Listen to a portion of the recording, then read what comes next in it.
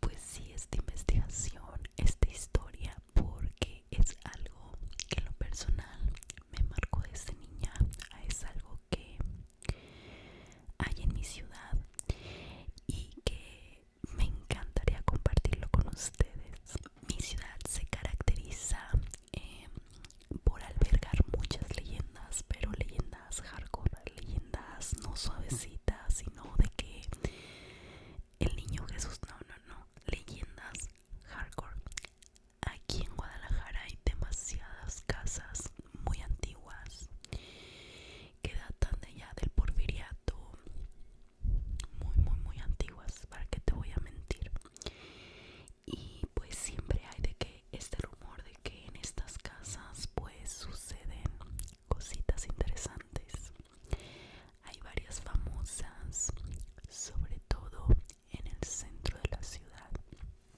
Tenemos la Casa de los Perros, que ahora es como un museo dedicado sobre todo al periodismo, pero que luego te cuento la historia. Pero hay un trasfondo de algo fuerte que pasó en esta casa y que alberga una leyenda extremadamente terrorífica. Tenemos el famoso Panteón de Belén, que está al lado de uno de los hospitales que forma parte de en unos que yo trabajo. Es uno de los panteones más antiguos de la ciudad y cada tumba en este panteón tiene su historia, desde historias románticas, desde un vampiro hasta niños, hasta otras que tienen cosas muy hardcore. Incluso es muy famoso en época de Día de Muertos porque hacen recorridos nocturnos, ya sabes. Antes no era tan famosito. Tenemos como en Guanajuato que tienen su famoso Callejón del Beso. Aquí tenemos nuestro famoso Callejón del Diablo, ni más ni menos. Belcebú tiene su propio callejón en mi ciudad. Pero yo aquí te voy a contar algo, como que siempre las cosas eclesiásticas, las cosas de iglesia o de una religión, siempre me causan algo. Yo no me considero alguien religioso, sí espiritual, sí creo en Dios, no creo y estoy en desacuerdo en muchas cosas de la iglesia, pero la verdad es que su arquitectura, su arte, la Biblia, sus escritos, sus historias siempre me han llamado la atención y te tengo que decir que hasta dan un poco de miedo. Siempre yo estuve muy en contacto con la religión católica. Toda mi familia es muy católica, mis abuelas son muy católicas, pero yo estuve en colegio de monjas, entonces siempre pues tuve una cercanía con esto, que ya después yo cambié mi forma de pensar y respeto mucho, hasta llego a envidiar a las personas muy católicas.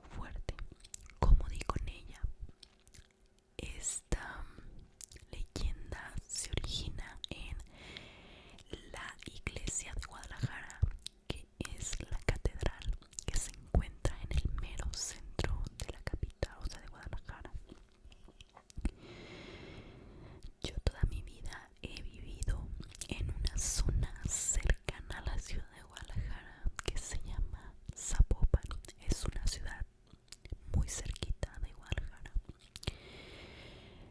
Mi abuelo, que trascendió ya hace muchos años, es mi persona favorita en la vida. Mi abuelo y yo éramos unidísimos y siempre, pues él ya que estaba jubilado y pues yo tenía vacaciones, no sé, la secundaria, la primaria, creo que era en la primaria.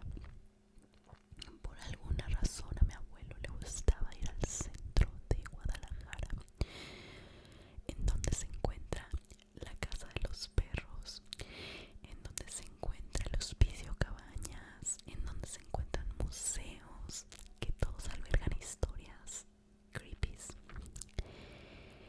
Nuestra rutina era levantarnos tempranito, desayunábamos y tomábamos el autobús que nos dejaba literal en el centro, pero nos gustaba caminar varias cuadritas para ir viendo estos lugares, estos museos. La arquitectura del centro es hermosa, o sea, de verdad yo amo Guadalajara. Y cuando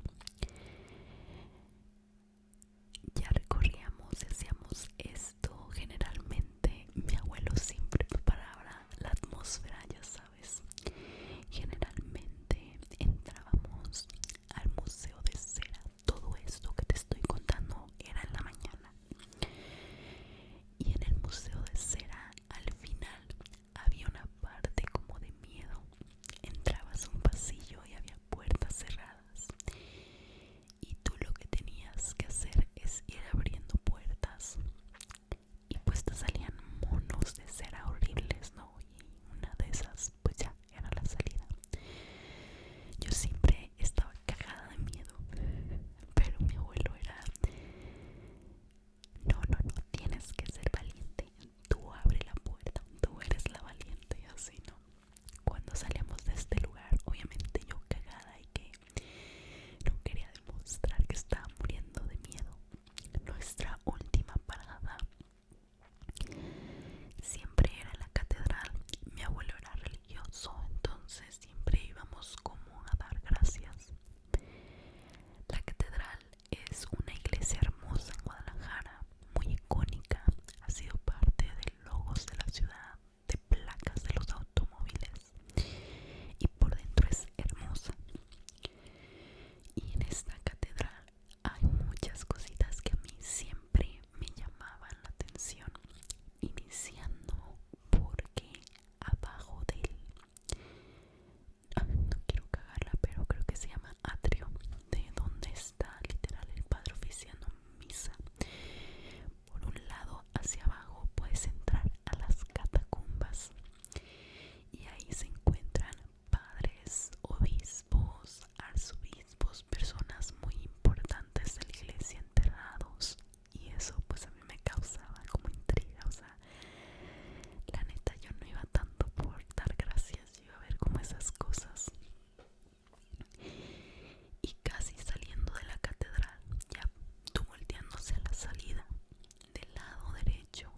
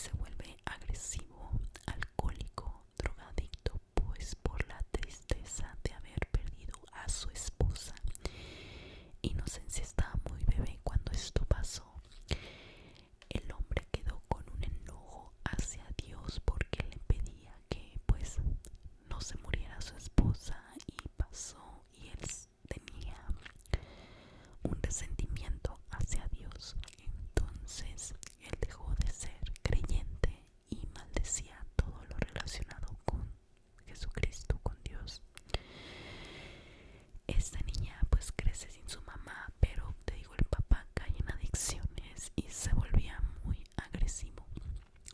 La niña va a la escuela y pues es en la edad en que todos los niños hacen su primera comunión. Ella veía que pues sus amigos, sus compañeros iban al catecismo, les daban pues la palabra de Dios, jugaban, se la pasaban bien, pero ella no iba porque el papá decía que pues esas cosas no, que son mentiras, que pues sí existe un Dios que es muy malévolo al haberle quitado a su esposa, etcétera, etcétera. Inocencia estaba tan deseosa de formar parte de eso, de tener su primera comunión, de ir a la iglesia, y le llamaba mucho, que le rogaba a su papá que la dejara hacer su primera comunión, y el papá le decía que no y se ponía muy agresivo. Se empezaron a preparar a todos estos niños para su primera comunión. Ya casi llegaba la fecha de ir a la iglesia y hacer este acto. Esta niña estaba desesperadísima por poder hacer su primera comunión. Pensó y pensó que cómo le puede hacer. Dijo, ¿sabes qué? Es mi papá, le tengo que decir que ya lo quiero hacer y ni modo. Llega esta niña con su papá y le ruega y le pide que le dice, yo nunca te he pedido nada, por favor déjame hacer mi primera comunión. El papá estaba alcoholizado y se puso agresivo, que le empezó a golpear de una forma brutal, una forma que la dejó toda deforme, desconfigurada de tanto golpe. Ella como pudo se zafó y se fue a su cuarto a llorar toda la noche. Al día siguiente era el día de las primeras comunión del acto.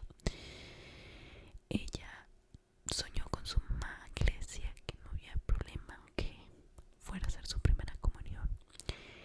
Esta niña se levanta, se limpia las heridas, se baña y se prepara para hacer la primera comunión con un vestido blanco que tenía ahí y una pequeña Biblia.